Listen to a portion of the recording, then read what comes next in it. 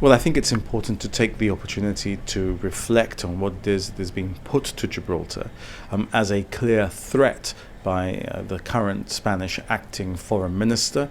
The idea that there is only one way for Gibraltar to deal with Brexit, which is that we have to accept Spanish sovereignty over the rock in part, or initially at least in part, before whole Spanish sovereignty, because it's either that or pain of being excluded from free movement and all the rest of it.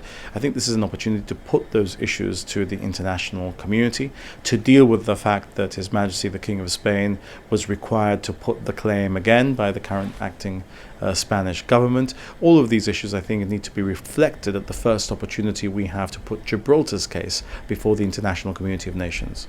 What other issues will you be bringing up? You know that every year in the Committee of 24 and in the Fourth Committee, we also have to suffer the constant defamation of the people of Gibraltar. Some of the things that are said or read out by Spanish ambassadors in New York is really quite disgraceful.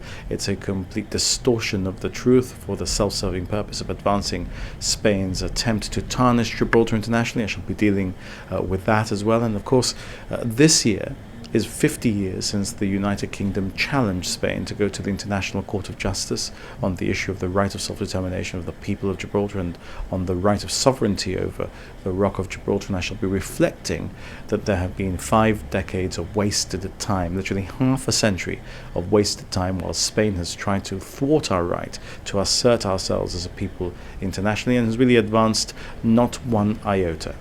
Are you hoping to really achieve something by this visit, or is it more about making an appearance and making sure Gibraltar's voice is heard?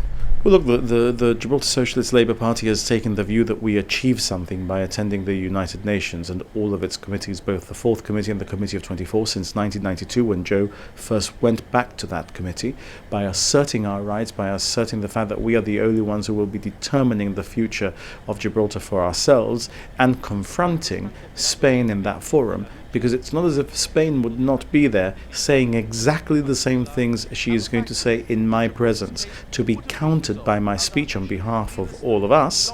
But she will be doing that in any event and be unchecked in that process. So for the past almost 30 years, Gibraltar has been responding through its chief minister. It is right that we should continue to do so. In my view, it is essential that we should continue to do so, not just in the Fourth Committee, but also in the Committee of 24.